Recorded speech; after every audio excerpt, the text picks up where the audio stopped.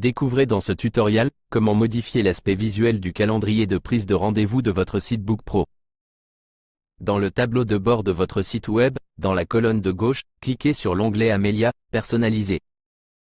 Dans votre espace de gestion des différents formulaires de prise de rendez-vous, choisissez celui que vous souhaitez modifier. Pour cet exemple, nous allons modifier le formulaire de réservation par étape. Dans la partie gauche de l'écran, vous trouvez le visuel du calendrier tel qu'il s'affichera dans votre site. Tout ce dont vous avez besoin pour personnaliser le formulaire se trouve dans le menu de droite. Ce menu est divisé en 3 parties.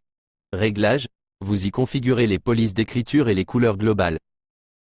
Section, vous y configurez la visibilité de la barre latérale et ses étiquettes.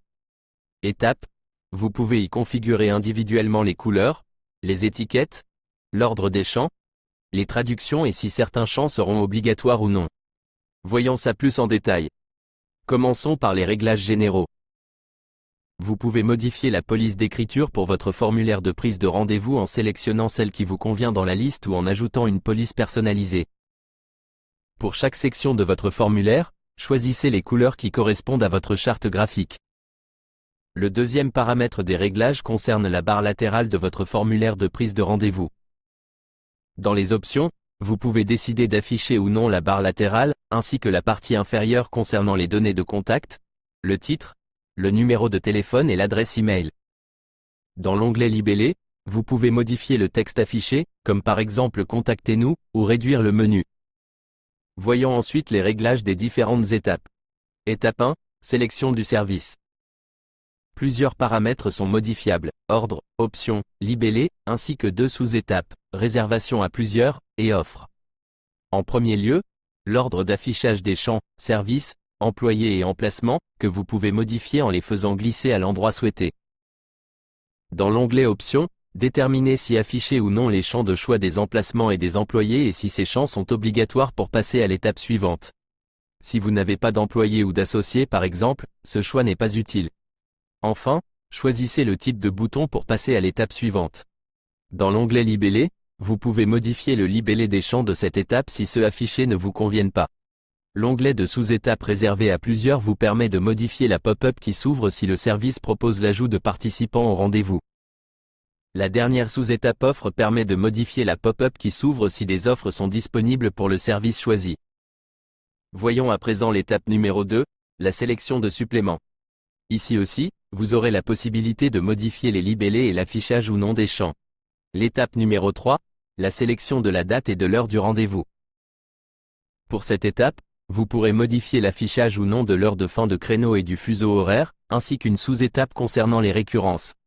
Choisissez quel champ afficher et le texte des libellés de la pop-up qui s'affiche en cas service permettant les récurrences. Étape numéro 4, gestion des rendez-vous récurrents. Ici aussi, gérez l'affichage des champs et leurs libellés. L'étape suivante permet de modifier le résumé des récurrences.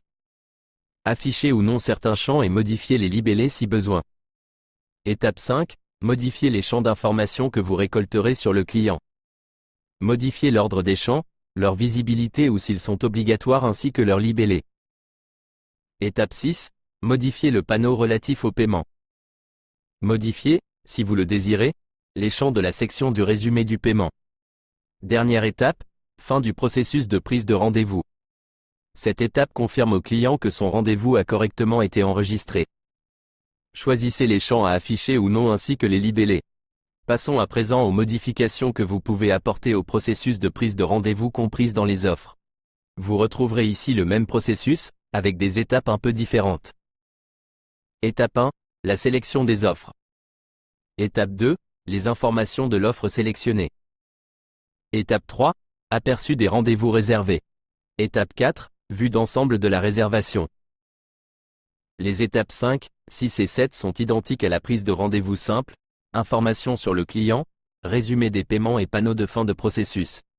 N'oubliez pas de cliquer sur ce bouton Publier le formulaire afin d'enregistrer les modifications que vous avez apportées à votre formulaire de prise de rendez-vous.